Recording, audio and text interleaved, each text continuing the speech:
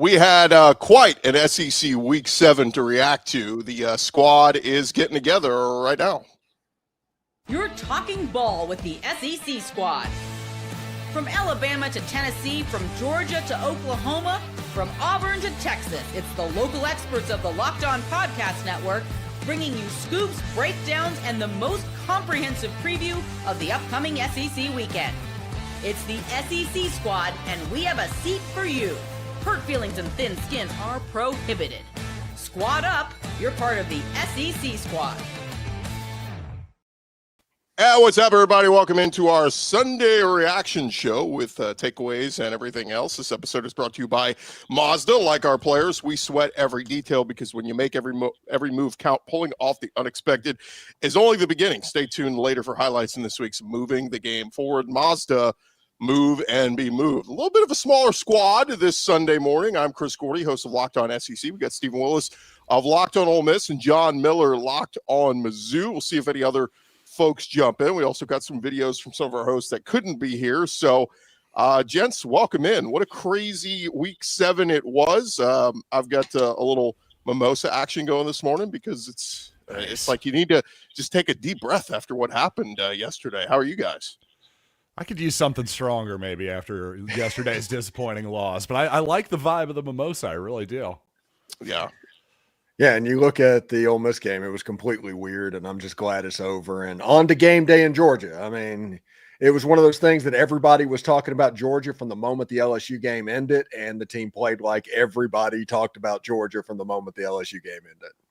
Yeah, we will get everybody's comments in here as well. Feel free to comment across our channels as well. But gents, I want to start with let's start with Georgia at Auburn, because to me that was the craziest game of all. I had the 3 TV action going because you got, I'm watching A&M Florida, I'm watching LSU South Carolina, but Georgia Auburn just kept getting my attention because early on, man, it was all Auburn. And you're like, wow, it felt to me like Auburn A&M last year. Remember that game where it was like Auburn came out of the gates and you're like, they're going to win this game. Like, and they did win it last year. It was one of their biggest wins. But when they're about to punch it in and they fumble at the goal line, I mean, to go from that game should have been 17-0 Auburn to suddenly it's still 10-0 Auburn. And then Georgia's hanging around. And then the second half, the offense just absolutely nothing, like just nothing. And for Hugh Freeze being an offensive-minded coach, I was pretty shocked because I kept saying all week I thought Auburn's offense was going to get right at home. This is obviously Kirby's probably worst defense he's had in the last 10 years. They'll get better and probably change that narrative now. But I just felt like this was a perfect opportunity for Hugh Freeze and Auburn, and they fell on their face again. Go ahead, Stephen. Yeah, it was one of the most mentally weak performances by a team and coaching staff that I have ever seen. You did not lose because of the fumble at the goal line. Did he make it? Did he not make it? Who knows? It's close either way. I can hear both arguments and understand it. But to let that fumble control everything that happened after that was the biggest gift you could have given Kirby Smart. They completely took that game over because that fumble kept beating you every single play for the remainder of that game because you weren't mentally tough enough to get past it. If you would have gotten past the tough fumble, you had a chance to do a lot of stuff that was working. Yes, Georgia made some adjustments in the second half. Kirby Smart's a good football coach. He does that. But your coaches are supposed to be offensive gurus, so you should be able to find stuff to work. But I think they were just worried about that dang fumble at the end of the first half, and it just controlled everything for the remainder of the game to the point where I'm wondering, is Auburn going to go into the tank this season? If they are that weak, I wouldn't take them against Missouri. I wouldn't take them in a lot of the games moving forward. And don't forget Father's Day when you have to go up to Nashville, Auburn. That's coming too. So I am genuinely worried about Auburn after that fumble or not fumble on the goal line. Yeah, it's looking ugly at Auburn. I got to say I'm a little bit surprised, and I'll say this after week one, a lot of people were saying, hey, it's a new Jackson Arnold. Kind of looks like the same old Jackson Arnold to me so far, and both the good and the bad being, dude just takes way too many sacks, number one, but really more importantly, I think this is mostly on Hugh Freeze, like you guys were alluding to. It's not as though this Auburn team is bereft of talent. They've got plenty of talent. I think their offensive line's pretty good. You know, the receivers are pretty good.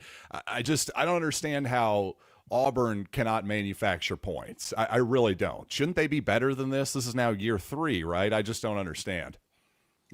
Yeah, I mean, that's the thing. And Steven, you could speak to this because, you know, you're an Ole Miss guy, that Hugh Freeze, if anything, the offense was always going to be good. I mean, what do you have? Chad Kelly and all these dudes Dr. Bo Wallace. Oh, Wallace. Yeah.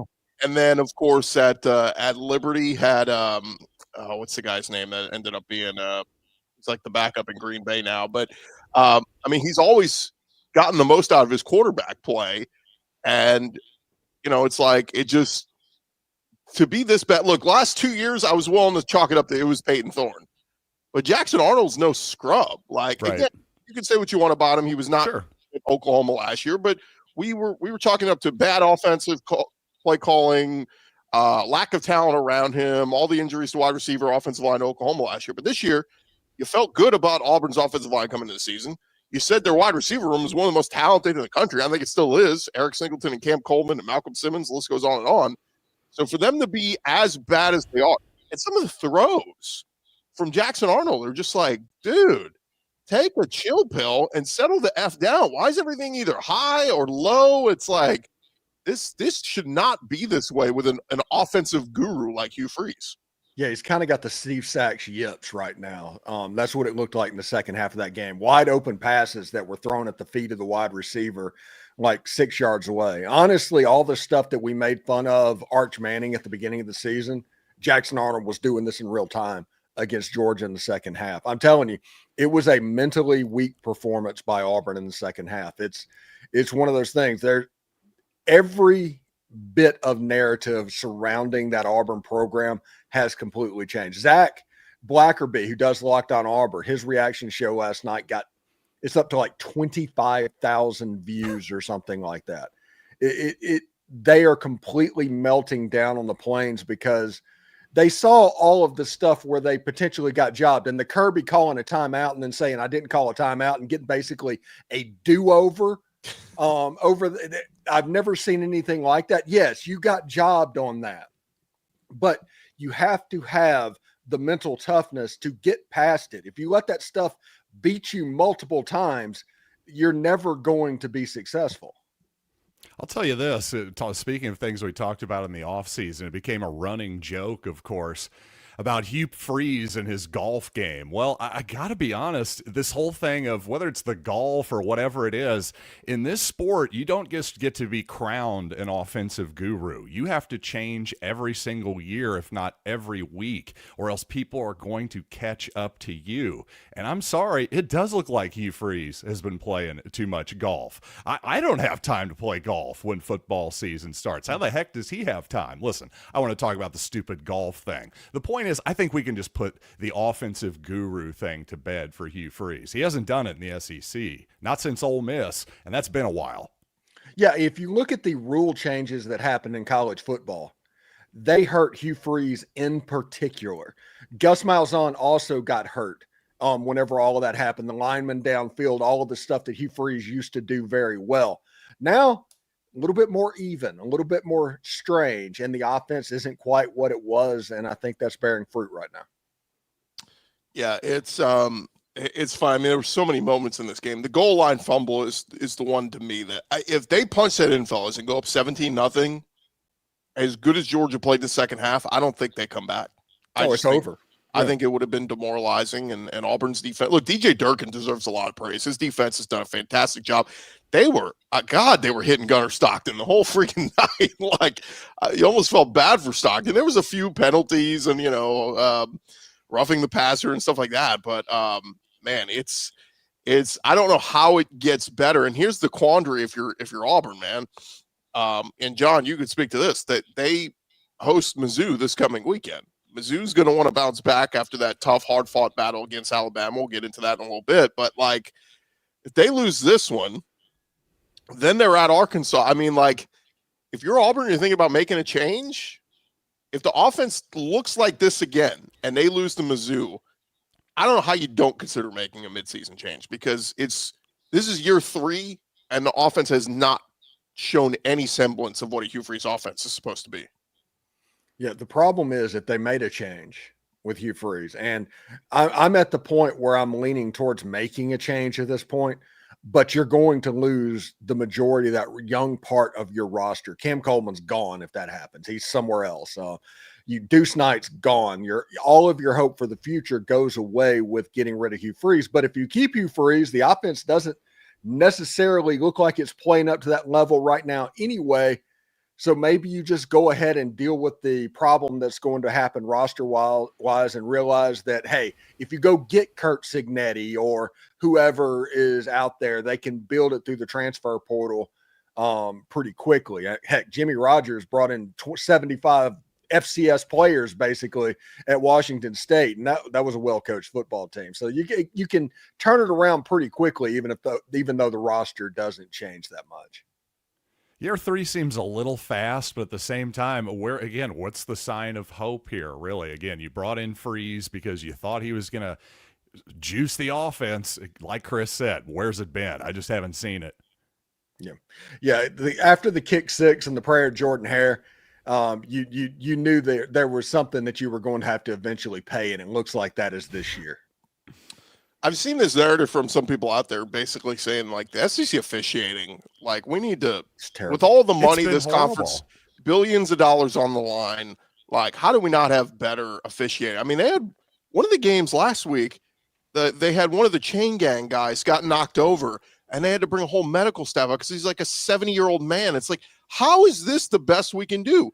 Go find some 30-year-old, 40-year-old dudes that are fit, in shape, with great eyesight, 100, what's best, 100 eyesight, whatever the hell 2020 eyesight, and make them full-time, give them a great salary, give them benefits, all this. Like, how are we not investing in the biggest part of what goes into these games?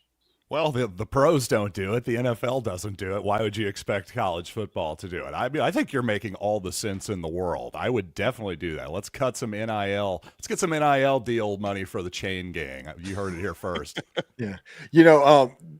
I have a conspiracy theory on that, and that is the conferences don't want to do that. They want the officiating to be erratic, so the conferences take a little bit less heat because, hey, these guys are only part-time officiating, and then everybody talks back and forth, and it generates buzz and noise. And I think the conferences are behind this more than anybody realizes. The conferences behind this. Josh says, can we stop the crying? The only questionable thing was Kirby doing the fake timeout, other than Auburn gave up a halftime because they felt like they got screwed. I mean, to a certain degree, yes, the Auburn offense should have produced better in the second half. They were abysmal. There were it felt like no shots taken. I mean, obviously the Eric Singleton, drop, whatever it was, but like, just no confidence in. You've got some great wide receivers, and it's like you don't want to throw down the field. It's like everything's thrown at the line, everything's checked down, screens, just like at the line of scrimmage, and it's just it's mind-boggling. Why is Deuce Knight not playing? Seriously. They should have a package or two for him, right? Yeah. Like, he's that talented. And here's the part where you get into a lot of, when you talk about talented quarterbacks for freshmen, all this, it's like, well, they don't know the offense. They don't. Okay, but like Florida had Chris Leak and found packages for Tim Tebow because they thought he was that special. If you're bringing these quarterbacks, and this is the day and age, guys, where people don't sit and wait. Nobody sits and waits their turn anymore with the transfer portal. So like, how they're not putting on in some, and this should have been all spring, like all fall, like building hey, Deuce, what do you do well? Well, I can run it a little, but I can throw it. What's your favorite play in the playbook? We're going to work on that every week of practice, and there's going to be a game where we're going to call on you to run that play. Like, I just don't know why that's not the thing. And that's the other thing Zach was talking about on their show last night is like, if you're Auburn, like, do you stick with Jackson Arnold at this point? Because he's been so bad. Like, I get play calling's part of it, but like, do you make a change at quarterback? Let Deuce Knight go through his growing pains, but at least show all the incoming recruits and everybody that, hey, the future looks bright. Don't jump ship. Stay with us. I think that makes a ton of sense. I mean, there's no reason to have any loyalty to Jackson Arnold or frankly, hardly anyone else in college football anymore. You're getting your money, pal. Go sit on the bench. That'd be my attitude. I mean, it may sound harsh, but this is a harsh league. Yeah. And honestly, remember, this is Hugh Freeze. So putting in a package for Deuce Knight might be putting him and sneaking him in at wide receiver and throwing that dang double pass that comes out about once every 2 years. Thanks to TW, Malik Willis, who I was thinking of at Liberty. But, again, like, it's track record for Hugh Freeze. What did y'all agree? I mean, Steven could give the best viewpoint on this, but, like, when Auburn hired Hugh, I was like, look, all the off-field stuff aside, I'm like, football-wise, this is going to work. Like, I think even Chris Marler was saying, like, they're going to compete for the SEC in year one with Hugh Freeze. And it didn't work out that way, but. Yeah, I think he got a little bit too much praise for what happened at Liberty, playing games against New Mexico State and that level, running through those. And everybody assumed by what he did at Ole Miss, he was able to jump back in. You're going to get that Hugh Freeze. But like I mentioned, the rule changes and stuff like that. Not to mention, this is honestly a different Hugh Freeze. As far as he's much more thin-skinned than he used to be. At Liberty, you had the things where he was climbing into people's DMs that was criticizing what was going on around the coach and all of that. Remember whenever he got hired at Auburn, they were worried about his Twitter account and stuff like that. This is a different Hugh Freeze. They're thin skin, and they're on total circle the wagons mode right now.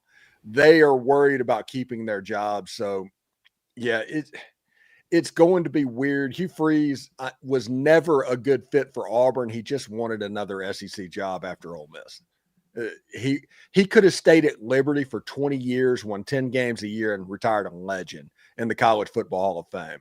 And now he's going to be 3 and done at Auburn like so many coaches before him. Could have, I mean, of course. I mean, like he coached a game from a hospital bed as well. I mean, my gosh. I mean, it's wild to me that the offense is so bad. Like, that's just, we thought that this offense would look a lot better under Hugh, and unfortunately it doesn't. What did you guys make of the Kirby fake time? I mean, on the replay, he is calling timeout. And then he comes back to the ref and goes, I was clapping. And the ref's like, oh, you were clapping? Oh, my bad. Well, then we won't charge you a timeout and we won't penalize you. Like, that's a little bit. Had this happened with Nick Saban, we all would have went, oh, God, SEC favoritism. But now it's Kirby. Saban's gone. Is Kirby getting the SEC favoritism?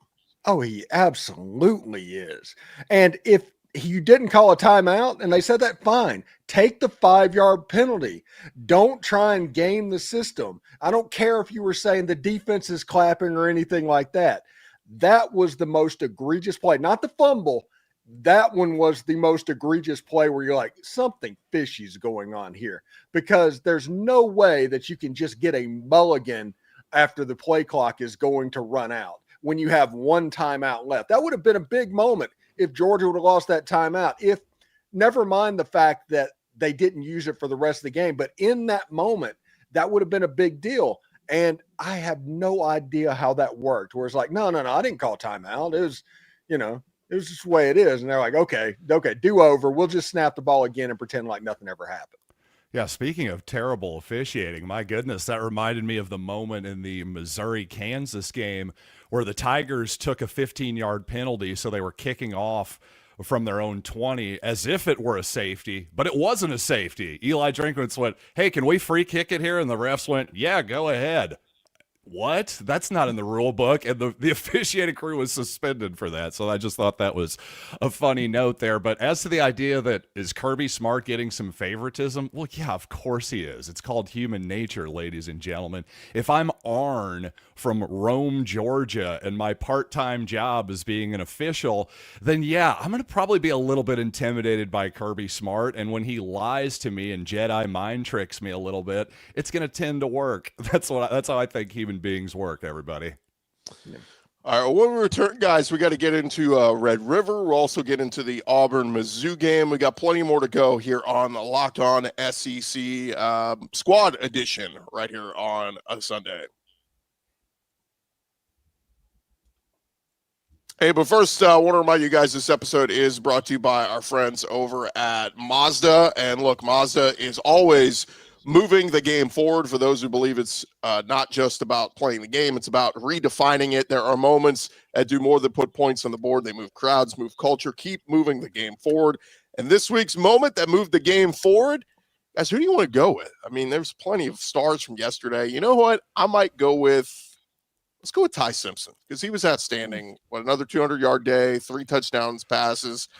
We'll get into this, John Miller. Sorry to depress you a little bit, but Ty Simpson, obviously, I just saw the latest Heisman odds. He's right up there, I think, number 2 behind Carson Beck. Again, this is week to week. The odds change and move. But Ty Simpson absolutely moved the game forward. A 3rd straight top 25 win for Alabama without a bye week in between. Pretty impressive. And, again, Ty Simpson doing awesome things. And, look, when you follow what moves you, the unexpected is only the beginning. And just like there is more to every highlight, there is more to every Mazda vehicle. If you're thinking about buying a vehicle, check out our friends at Mazda. It is Mazda, move and be moved. All right, gents, before we move on fully, I did forget we have to play our buddy Zach Blackerby, his reaction to the Auburn game. So here's Zach, and then we'll transition and move on. Another week means there's another game that Auburn has found a way to lose under Hugh Freeze. The officiating was awful. No question. And Auburn fans have every right to be frustrated. And I think other teams watching what's happened to Auburn, and I mean, it sounds like South Carolina, I wasn't able to watch that game, but it sounds like South Carolina was in a tough spot officiating-wise as well. Like, the league deserves better. There's no question about it. That's not why Auburn lost this game. You know, Jackson Arnold, hold on to the football at the goal line, or don't overthrow Eric Singleton, put a little air under it, or don't throw it 10 feet over Preston Howard's head on a 4th and 3 where he had plenty of room. There's a lot of self-inflicted stuff too, and that seems to be kind of the thing that happens with this team over and over and over again. So they lost to a pretty good Georgia team, just like they lost to a pretty good Oklahoma team and a pretty good Texas A&M team. And those are all games they probably should have won. But you can't find ways to win in this league. It's a pattern at this point. So that was Zach Blackerby. We should mention this is the 3rd straight year Auburn has started 0-3 in the conference. I think that's never happened before. I want to say that's what somebody said. So, and it's happened under Hugh Freeze. So, yeah, man, we're talking about possibly calling for his head. This ain't personal. This ain't overreaction. This is straight up terrible trend and not going the right direction. It is funny though. Zach brought up on his post game show, like, I did have them losing these 3 games, but I have Auburn finishing 8-4. So that's the crazy part is as much as you want to throw in the towel and say Auburn's terrible, the defense has been really good. If they could just figure out something offensively, the season's not over. I mean, playoffs hopes are over, but like an 8-4 season, you could end the season and go, all right, arrow pointing in the right direction, Auburn trending upward. But do you guys have any faith that's going to happen? All right, Chris, if Auburn played LSU this year like they should, like they always have, what would the final score of that game be? Oh, my God. I mean, probably 20-10, much like the Georgia game. Is that a 3-2 Auburn, Tommy Tuberville, Mississippi State game? It's one of those things. What I saw from Jackson Arnold the second half, I don't know it can be fixed, honestly. I saw a little bit of Steve Sachs yips happening in the second half of that game to where they're missing wide open guys. You make the right decision, you make it in a timely manner, and you just can't make the throw. And this is a guy that I saw at the Under Armour All-American game when he was down there. Saw him in person. It's like, man, this guy is really good. He can rip it. And all you see now is hesitation and accuracy problems and stuff like that. He's living off of his legs at the moment. It's just really kind of sad to see where that offense is going. Saw somebody in the comments say, Birmingham Bowl, here we come. You should be so lucky. I think you guys are heading to Shreveport, by the way. So good luck with that. But by the way, enough with Auburn, by the way. I'm sick of them. Can we move on? Can we move on? Yeah, we're gonna turn the page on Auburn. Let's get to Bama Mizzou. I mean, this one lived up to the hype, John. I thought Mizzou was gonna. I mean, they go right down the field on the opening drive and look so fluid, looked incredible. Score that early touchdown, but man, the defense was kind of on their heels with Ty Simpson in Alabama. Bama kept putting together some drives, and even still, Auburn or Mizzou kind of tried to figure it out. To me, the death knell was the fake punt that they really didn't need to do. I even thought he got it, stretching the ball out. You could argue it. Yeah, I just didn't have the angle on the replay probably, but hindsight 2020, if they just punt there, this thing maybe is tied and we're going to overtime, depending on how the game would have played out. But that said, Mizzou still had their chances, but just kind of, I think that's one that Eli Drinkowitz may be kicking himself over with today. You know what? I wish they would have just run the fake punt to the wider side of the field. They ran it to the short side, and guess what? That brings in the sideline as your 12th defender that has never missed a tackle in the history of football there. That's the problem to me. But the Missouri game, I'll tell you, I was there in person yesterday, and I also have a great angle to take all 22 footage with my iPhone like the dork that I am. And I've been going through that this morning, right at the beginning of the fourth quarter here is where I cut it off, had to come on with you all. I'll just say the biggest difference in this ball game, quite simply, was just the quarterback position. Ty Simpson was good, and Bo Perbula simply wasn't. I mean, he just made too many mistakes yesterday, and he made a few plays, but he had one really nice play on a run for a touchdown that left an Alabama defender, just juked him out of his shoes. But he made some plays, but quite simply just way too many mistakes and just, missed opportunities. First quarter there, Marquise Johnson is running wide open down the right sidelines. Perbula throws it, but he throws it out of bounds. I mean, quite simply, that ball just has to be in bounds in that situation. A bad interception that sealed the game for the Tide. But really, if you're a Missouri fan looking forward here, you shouldn't be totally discouraged. If you want to be disappointed, you should be. You absolutely should be, because we could have won that game yesterday. And, again, the quarterback I didn't think was good enough. We can argue about play calling, the fourth down, fake punt, all of that stuff. Quite simply, that was the difference in the game to me, was the most important position on the field. Bama had it, we didn't. One thing is interesting. This is the best team that Missouri's played all season. True. So there was a little bit of an adjustment period in the beginning of the game, and Ty Simpson and Alabama were able to take advantage of it. Other than the first drive where Missouri just bullied their way down the field to a touchdown, Alabama kind of kept Missouri's offense off the field. It was 7-7 and 14-7 or 10-7 or something like that. And it was 17-7. At that point, you're playing comeback with Bo Perbula and all of that. And you still got back to 27-24 with the ball. And if Bo Perbula throws it to a different receiver instead of the interception, he had a wide open guy on about the 40-yard line. He could have stepped out of bounds, and all of a sudden it can get really weird really quickly. So Missouri fans should not be disheartened by that game at all, not even a little bit. It was just one of those things to where this the best athletes that you've seen this season, a quarterback that is starting for the first time this season. He had to get used to the speed of the players on the other side of the field. He struggled a little bit, but they were able to fight back. I honestly, Missouri lost the game, but I'm very encouraged by that. And Alabama right now might be the best team in the SEC.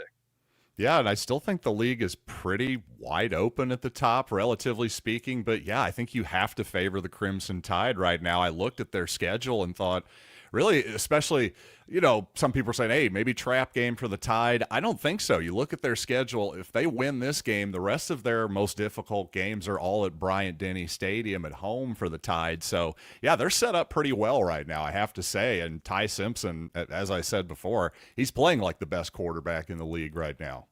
Yeah, which is hilarious because he was a 5-star when he got recruited. So he was always a good player, but because he was good this year, everybody was freaking. They're like, "Wow, look at this guy! It's a great story." It's like, no, he was good all along. He's right. It just took him a while to get the starting job. So it's like, oh wow, he actually hung around. We're not used to those stories anymore, Steven. Grace says, let's be real, Probula alone didn't lose us that game. Yeah, but it also felt like one of those games where it was a reality check. Like, oh, you did this against Kansas and all these, crappier teams. Now you're playing a real team in Alabama, and suddenly Ahmad Hardy averaging 7 yards a carry isn't there against the Alabama. And this isn't like one of Alabama's best defensive fronts, but they just play so sound. They play so well, and they tackle well. How many times yesterday, like, God, if Mizzou just slips that one tackle, it would have been a big play. That's true. It just Alabama was very fundamentally sound. I think Kane Womack did a good job, and but I think Missouri was too, though. That's the thing, defensively and just generally speaking. Again, looking back at this game up front, I'm used to seeing. Obviously, as a Missouri fan, we play the Tide. There's a huge difference in the trenches. I thought it was much more of a stalemate in the trenches than anything. So again, I think the Tigers are for real. Unfortunately, they definitely let one get away from them there. To the commenter who said, hey, let's be real, it wasn't all Probula. I never said it was all Probula, but I'm telling you, go back and watch. There was mostly a stalemate in terms of talent, I thought, just overall.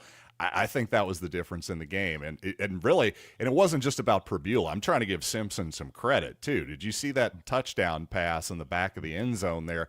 The Missouri defender was undercutting that route. If that thing is even slightly behind him, that's maybe an interception. That was just a beautiful, beautiful anticipation and location by Simpson on that play. So, listen, I think Probula will probably be fine going forward. He's been a good player so far. And, again, just from the human element of this, the guy's playing the freaking Alabama Crimson Tide in his 6th start of his entire life, this in college at least, okay? So it's okay if he was maybe a little bit nervous, a little bit whatever. That's understandable. It really is. Somebody brought this up early in the game, that taunting play. Come on. Like, I get why they had that penalty, but right. I think that needs to go away. Like, let kids celebrate. If they make a big play, they should be allowed to. I mean, literally, it came up in his face like, yeah. Like, it wasn't like he threw him to the ground. Like, that, okay. But, like, taunting in the first freaking quarter, like, what are we doing, man? It's just people having emotion and let them have it.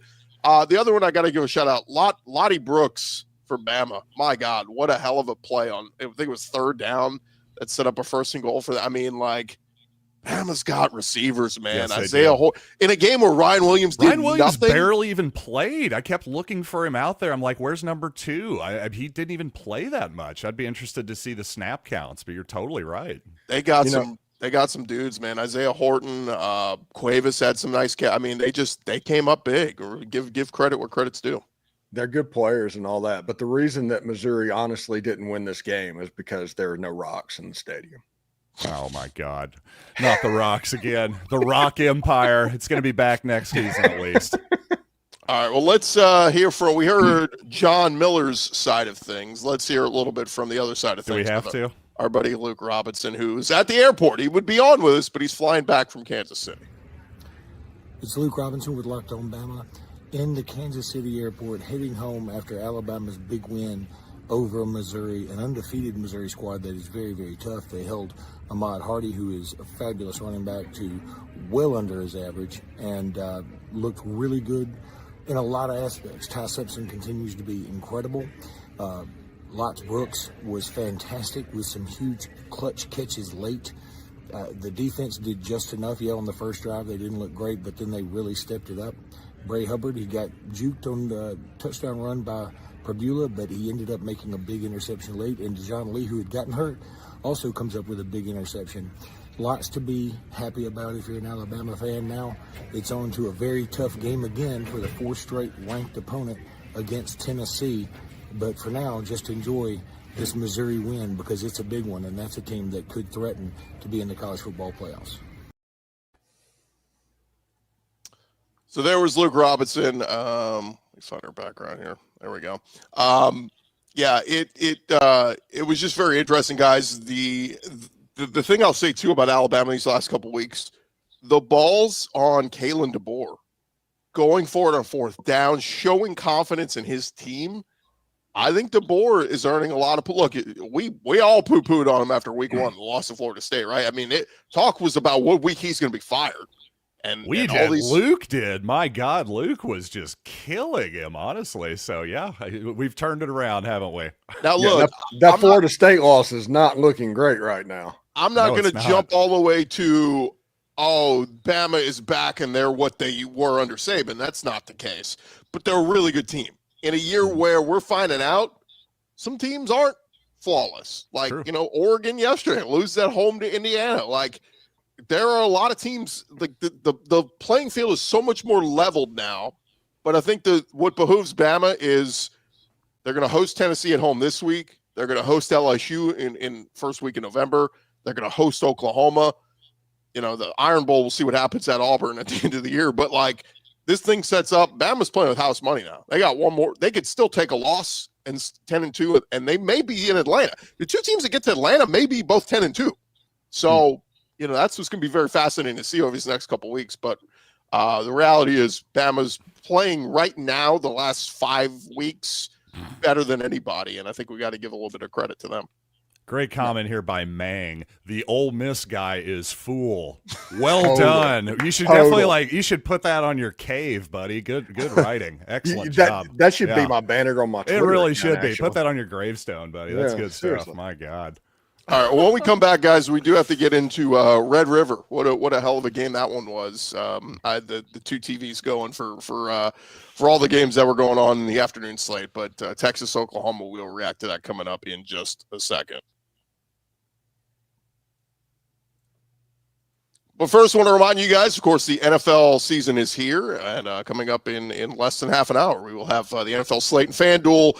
Of course, got that great offer going on right now. New customers can bet just $5, and you win $300 in bonus bets if you win. That's right. You pick a bet, you put down $5. If it hits, you'll unlock $300 in bonus bets to use across the app.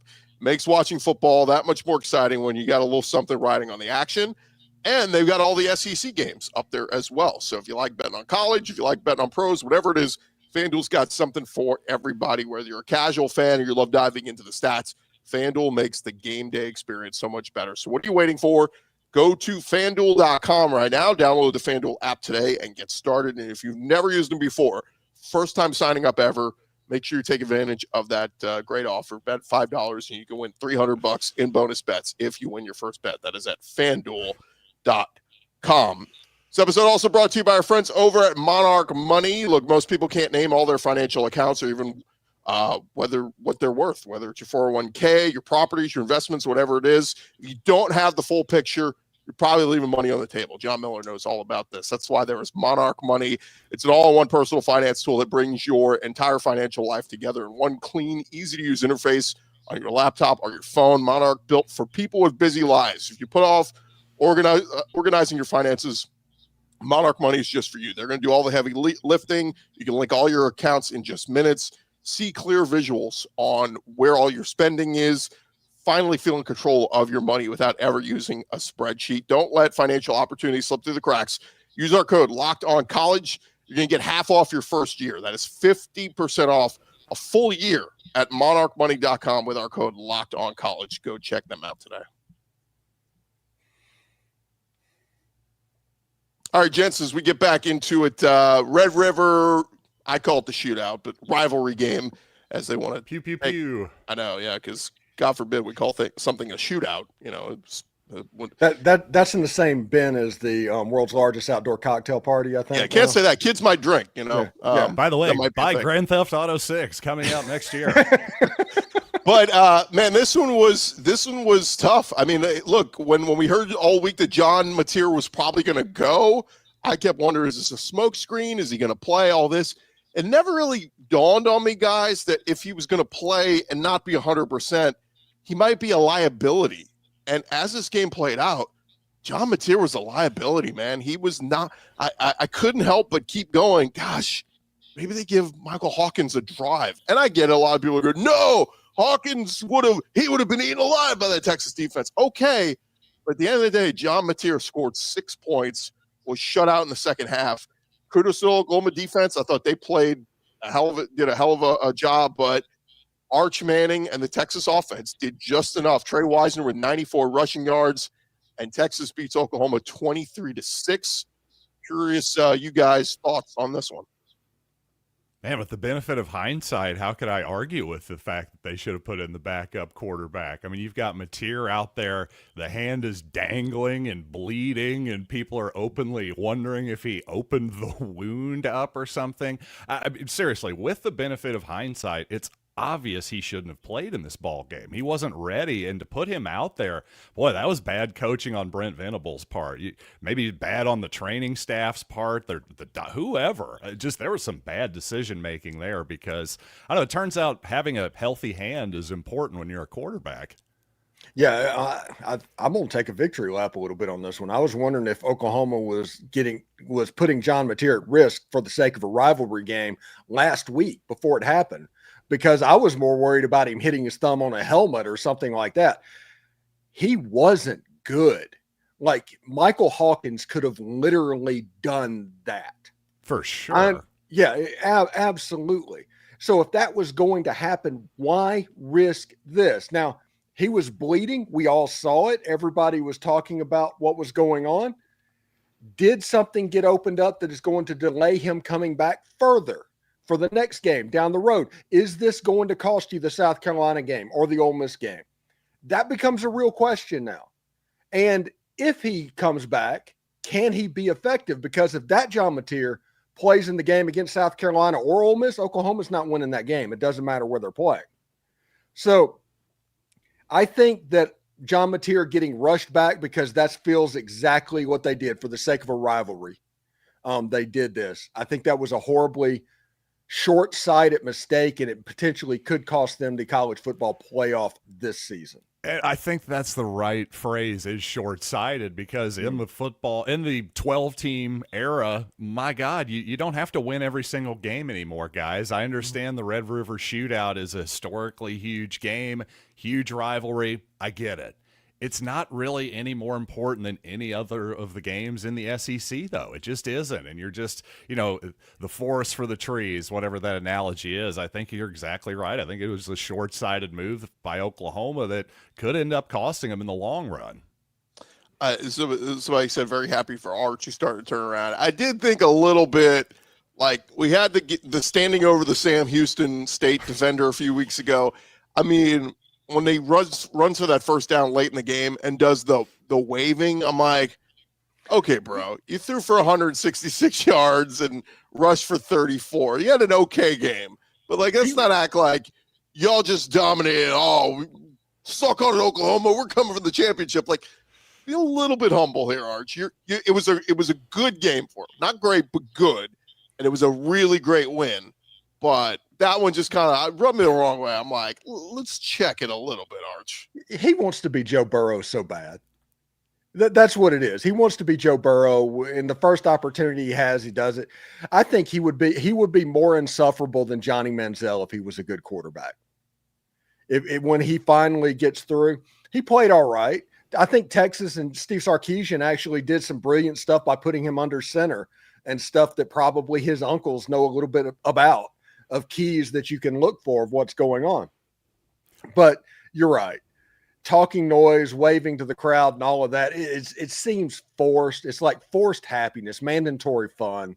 That's what's going on. You just beat Oklahoma in a game that honestly nobody thought you would because of what happened a week ago against the Florida Gators. So enjoy this. Get ready for, I guess, what is it, Mississippi State? No, Mississippi State's at Florida, but they're going to Kentucky. Get ready for the Wildcats, and let's see how that goes. But I am glad that they started to lean on the running game a little bit. Quinn Wisner getting going. That's probably the biggest story of this game. This guy said we'll find anything to hate on Arch. I mean, look, the guy was a preseason Heisman favorite. He was the next coming and all this. And I said this preseason. I said he's going to have his roller coaster. He's going to have his ups and his downs. I think 2026 will be the year that he'll be the preseason Heisman favorite. Texas will be probably the preseason number one. All the hype for Texas next year, I think will be worthy. I think he'll be awesome by next year. He's just got to go through his growing pains. But look, he made some nice throws. I thought early on the gosh, they're so conservative. I don't know how much of that is Sark trying to baby him or what, but the throws at the line of scrimmage, how many damn screens they throw to Trey Wisner, dude, You got Ryan Wingo. You got these big-time receivers. Take some damn shots down the field. Like, some of it's probably you still don't trust that offensive line, and it's a work in progress. But I just gosh, this game was playing a phone booth in the first half, and I'm like, somebody make a damn big play. Right. And again, Texas, look, the punt return, was there a block in the back? Our Oklahoma guys say absolutely there was. Our Texas guys say no, there wasn't. Take it for what it is. But that one was the kind of the separator that made this thing out of reach. But did you ever feel like Oklahoma was going on a touchdown drive? Because I didn't feel that way. No. Not really. Just watching the parts of the game that I did, not really. I have to say, and one thing I have to say too, I gave Kirby Smart some crap after beating Tennessee when he was playing the "Nobody Believes in Us" card. Well, I'm going to stay consistent here. Steve Sarkisian did it too. He was going, "Oh, all these naysayers and non-believers or whatever." I'm going, buddy, you got worked by Florida. I don't know what to tell you. Sorry, I had some questions. Forgive me for not bowing down at the altar of Texas football at every possible second. I just find that so hilarious that every single time a coach wins, they're like, "Oh, nobody believed in us." Somebody must have believed in you, bud. I don't know. I've seen your wife. You sold something to her. I don't know. She believed in you, that's for sure. So I don't know. I just found that hysterical. Yeah, by the way, I think I'm going to be at that game next week, Texas Kentucky. I was worried if Texas had lost this game. I mean, there would have been no focus on that game at all. A 3-loss Texas team going up against a terrible Kentucky team. At least now there's the storyline. If Texas gets their crap together and goes on a run here, they can still very much get to Atlanta. They can still very much make the playoff after everybody buried them. But again, it's going to take Arch continue to play well. And the run game is key. Trey Wisner with the hamstring injury last week. CJ Baxter didn't play again. Like, if they can get all that figured out, Texas very much can be in the playoff picture still. Let's hear from our guy, Jay Smith, host of Locked On Sooners, following this one.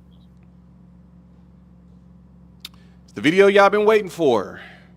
You may be wondering, how did I get here? Yeah, Sooners got their tail kicked. BTA. Sooners lose to the Longhorns. And I just want to know, first off, shout out to John Neighbors for knowing exactly what was about to happen. Shout out to BK over there at Locked On Longhorns for having me on to talk ball on his show as well. But John Neighbors, how'd you know this? Like, did you do the body swap for the 2024 team to the 2025 team in the second half? Because second half was literally not a game that I thought we were actually going to be able to play. That was terrible. It was awful. We forgot how not only to play defense, but our offense was 100% the 2024 team. In that case, we probably should have played Malcolm Hawkins in the second half, but I digress. Sooners lost. Oh, well.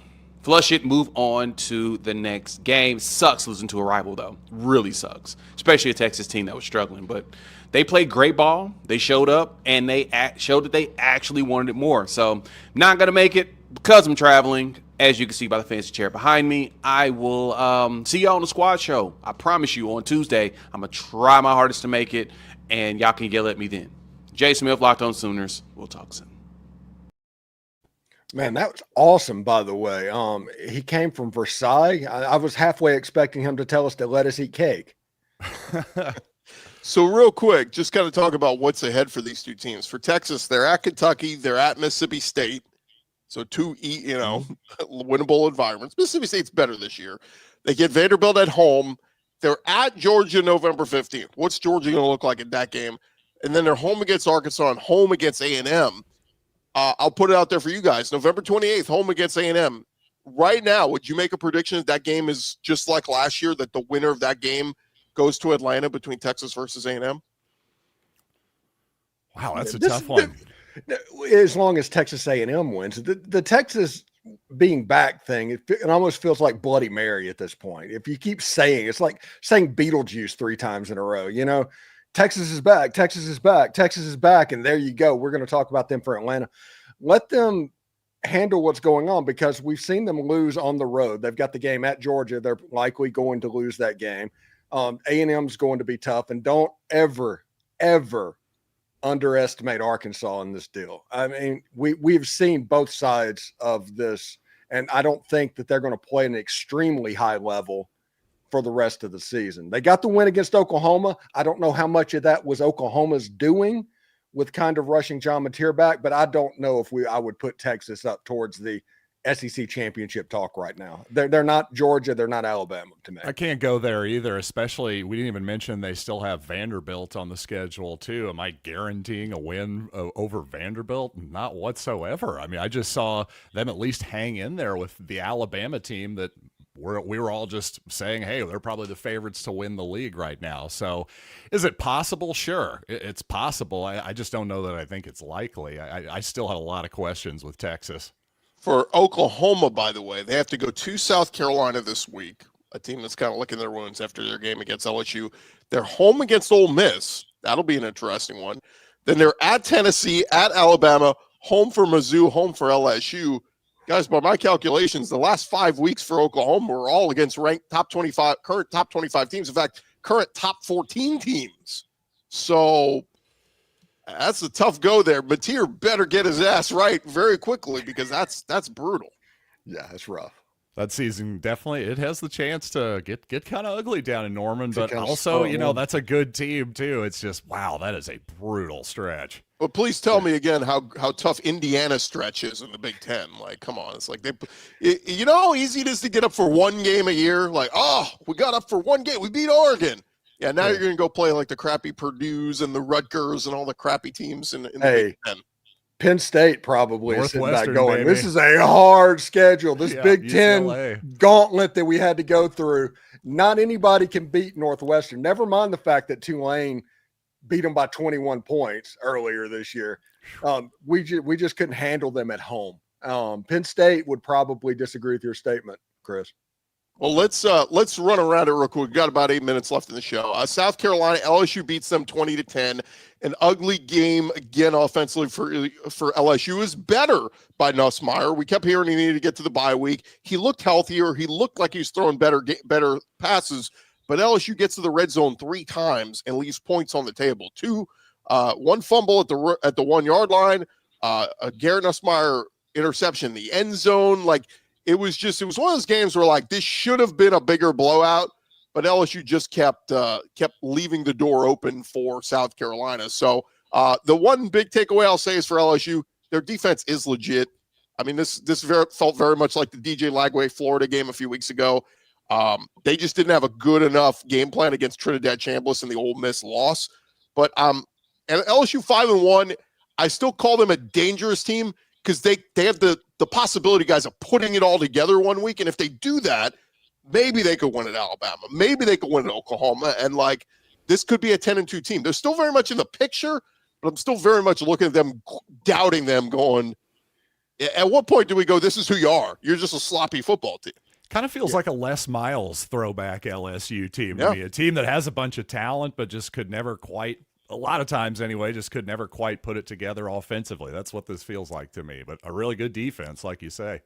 If I was Brian Kelly, I'd be watching Kentucky film on repeat and figure out how they turn games into rock fights, because that is the best way for LSU. Make the game a rock fight, and you're likely going to win because it's going to be so hard for the other team to score. There's going to get turnovers. You're going to win field position.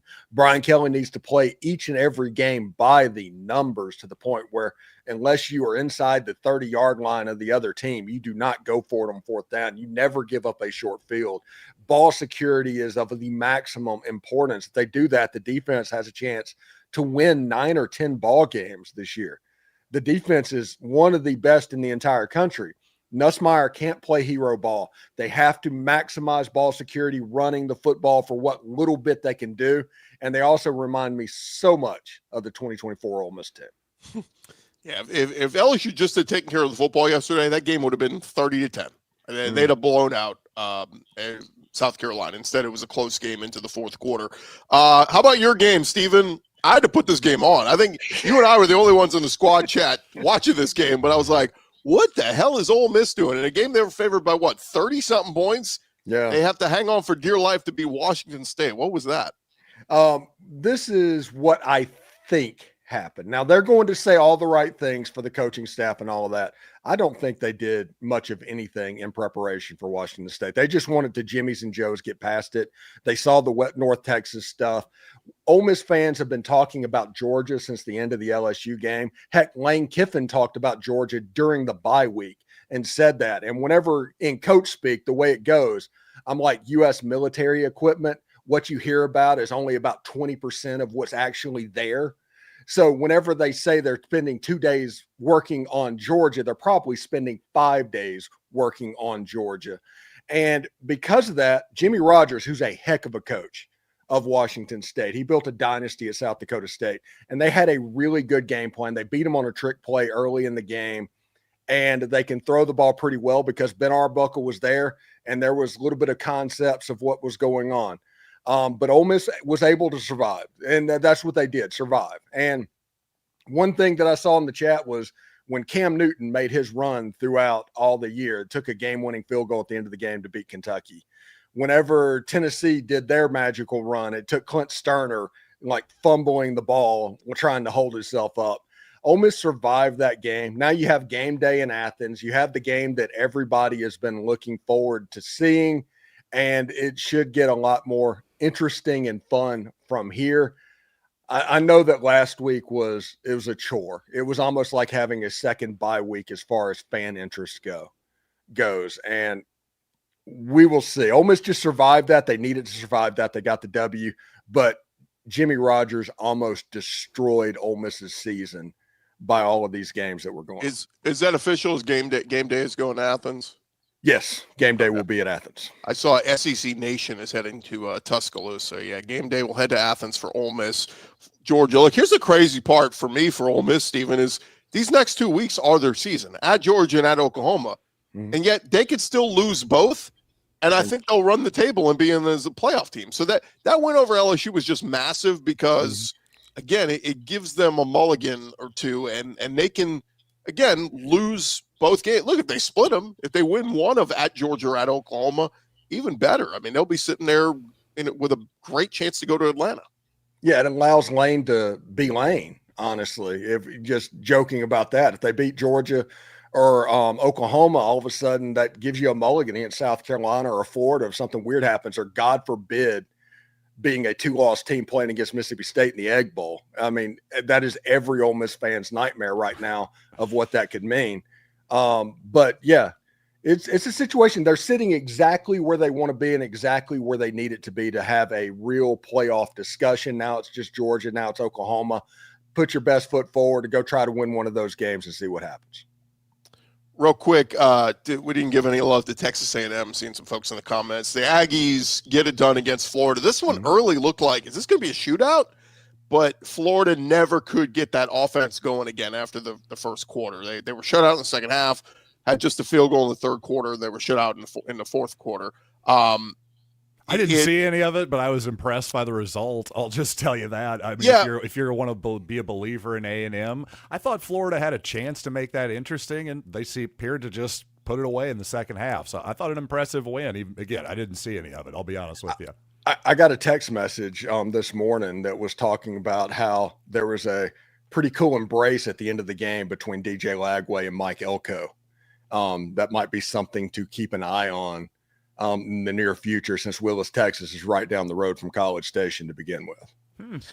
Yeah, I'll say this about A&M. Look, they've been impressive overall. Marcel Reed, man, he left some throws out there yesterday, though. The interception in the end zone was not a good decision. And it kept kind of like, you kept looking up and like Florida's within 7, and it felt like it shouldn't have been. Like it felt like A&M should have pulled away. They did pull away there in the fourth quarter. But to me, the Aggies are very much this. They've left Kyle Field once this year. And it was a game where they gave up 40 points at Notre Dame and needed a prayer and a hope on that game-winning touchdown pass. Give them credit. They found a way to win the game. But they're one play away from being 0-1 on the road. Their next 3 games are all on the road in the conference. At Arkansas, at LSU, and at Mizzou.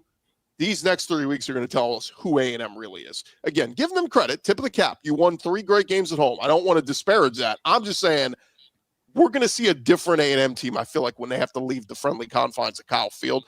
Those fans are rocking though. I mean, 100,000 plus again, like for, I think somebody said like 9th straight sellout.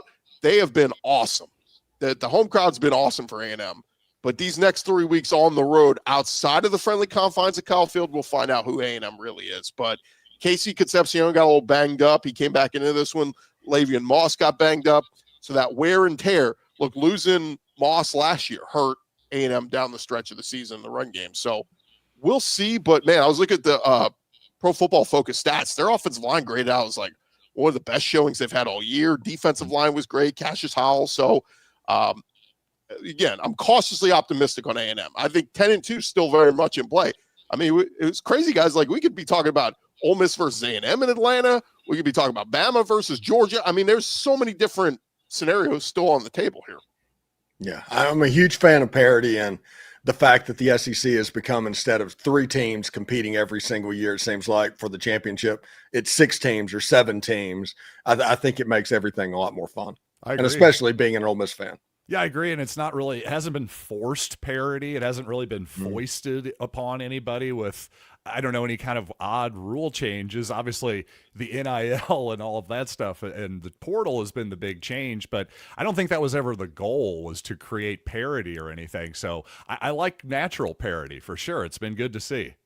One more game, be remiss if we didn't touch on. Tennessee survives Arkansas. Dude, I give them credit for as bad as the season's been. They were 2-3 coming into this one. Bobby Petrino is the interim coach taking over for Sam Pittman. He had those guys playing hard. I think at the end of the day, they're just Taylon Green. He's good, not great.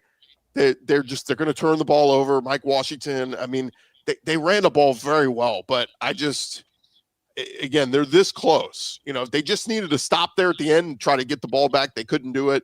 Give Tennessee credit. They gutted out another win. They're 5-1, 2-1 in the SEC. But I'll say this about Arkansas. Like, if Petrino really wants that job, keep coaching that way. Keep coaching. Have these guys keep playing hard, because they're going to beat somebody they're not supposed to with through the rest of this tough SEC schedule. But for Tennessee, you gutted out a good win, and a win is a win. Yeah, real quick before we get out of here, Chris. Penn State's having conversations about James Franklin's future at Penn State right now. And that's from Pete Nakos of On3. No. $55 million, that is buyout, something like that? Yeah, it went to the playoffs last year. With Drew Aller made the playoffs. Well, it'd be awesome if they hired Clark Lee and then James Franklin went back to Vanderbilt. Then we'd have another Bobby Petrino, all full circle moment. I think James Franklin would be awesome at Vanderbilt. If we've Clark seen Lee it. He was Well, at Vanderbilt. Yeah, it's not a hard thing to imagine at all. I can't wait for the things like, hey, how do you like my Photoshop of James Franklin at Vanderbilt? Yeah, exactly. Yeah, I can't wait for that to happen. Yeah. Real quick, guys, before we wrap up, anybody on upset alert as you kind of look ahead to week 8? Tennessee's at Alabama, Mizzou at Auburn, A&M's at Arkansas, Ole Miss at Georgia, Oklahoma at South Carolina, LSU at Vanderbilt. It just looks like another week of games where you think it's easy to pick who's going to win these games, but some danger there. Yeah. I like Ole Miss at Georgia right now. I obviously the Locked On Ole Miss stuff. I do like that game because of Georgia coming off the emotional gauntlet, because at the end of the Auburn game, Kirby was up on a medical table celebrating with the fans. It was one of those few times that you saw Kirby Smart kind of act like it was a Super Bowl type deal, even winning the game against Auburn. So maybe there might be a little bit of a letdown. It's not at night in Georgia. You never want to play at night if you can help it at Georgia. So I like Ole Miss there, and I like Missouri to get a road win at Auburn, obviously, as well, but that's not necessarily an upset. No, certainly not. After we talked smack about Auburn for the first 4.5 hours of this live stream here, but really the game I'm looking at just in terms of upsets, how about South Carolina over Oklahoma? I realize the Gamecocks have not been up to snuff this year, but it seems like they just haven't been able to score quite enough points. If John Mateer is still compromised, or if indeed maybe they make the move to Michael Hawkins this week, watch out. I'm just saying. The only thing I'll say, though, is South Carolina, that offensive line has been banged up and not good. Vandy had their way. LSU had their way. I think that Oklahoma defense is going to bottle up Lenore Sellers. I mean, maybe South Carolina could win a a 17-13. That's what I'm type saying. game. It would have to be that type of game for them to have a chance. I agree totally there. All right, well, that's going to do it for this edition of the Squad Edition. It's fun. We only have 3 of us. We all get to talk a lot more and give our thoughts on things, but certainly like our big squad shows as well. Thank you guys so much for joining us, and we'll be back Thursday night. We'll have our squad show doing a full preview of SEC Week 8. But for John Miller, Stephen Willis, I'm Chris Gordy. Thanks for making us your first listen every day. And hey, remember to subscribe to your favorite SEC show, whether it's Ole Miss, Mizzou, I do Locked On SEC. Appreciate you guys for joining us, and we'll talk to you guys later in the week. Have a great week, everybody.